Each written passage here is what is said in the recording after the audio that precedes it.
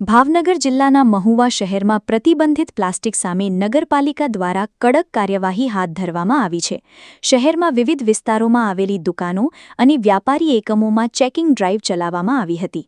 મળતી માહિતી અનુસાર મહુવા નગરપાલિકાની ટીમ દ્વારા કરાયેલા સર્ચ દરમિયાન વિવિધ દુકાનોમાંથી અંદાજે 50 કિલો જેટલો પ્રતિબંધિત પ્લાસ્ટિકનો જથ્થો ઝડપી પાડવામાં આવ્યો હતો.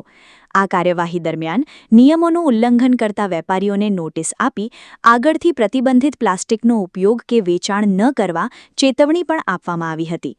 નગરપાલિકાની આ અચાનક કાર્યવાહી બાદ મહુવામાં પ્રતિબંધિત પ્લાસ્ટિકનું વેચાણ કરતા વેપારીઓમાં ફફડાટનો માહોલ જોવા મળી રહ્યો છે.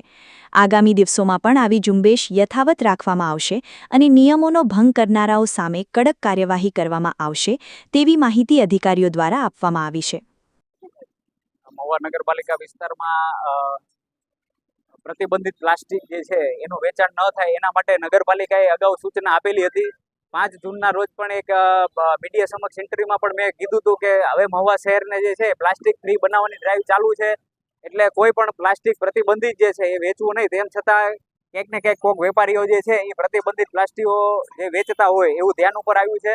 એમાં જે આજે જય અંબે છે અને જય સોમનાથ જે છે એ પ્લાસ્ટિક સ્ટોર ઉપર તપાસ કરતા જય સોમનાથ ખાતેથી અમને લગભગ 17 કિલો પ્રતિબંધિત પ્લાસ્ટિક અને અહીંયા જય અંબે ખાતેથી 47 કિલો જેટલું પ્રતિબંધિત પ્લાસ્ટિક અમને મળી આવ્યું છે. એમને દંડ કર્યો છે અને પ્લાસ્ટિકની જપ્તીની કાર્યવાહી નગરપાલિકા દ્વારા કરી છે.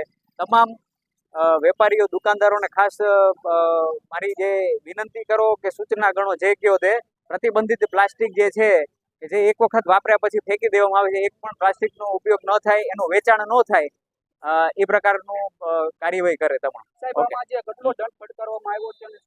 એમાં 500 થી લઈ 5000 સુધીના દંડની જોગવાઈ છે. 500 ના દંડ અમે કર્યા છે અને મોટી સંખ્યામાં જપ્તી કરેલી. સાહેબ, આજે માલ પકડવામાં આવ્યો છે, માલ અંદાજે કેટલાનો હશે ને શું કિંમત છે? હા, એનો નહીં, વજન કરેલો છે. એની કિંમત તો અલગ અલગ હોય છે. એ તો 47 કિલો અને 17 કિલો જેટલું જપ્તી કરેલી. ઓકે.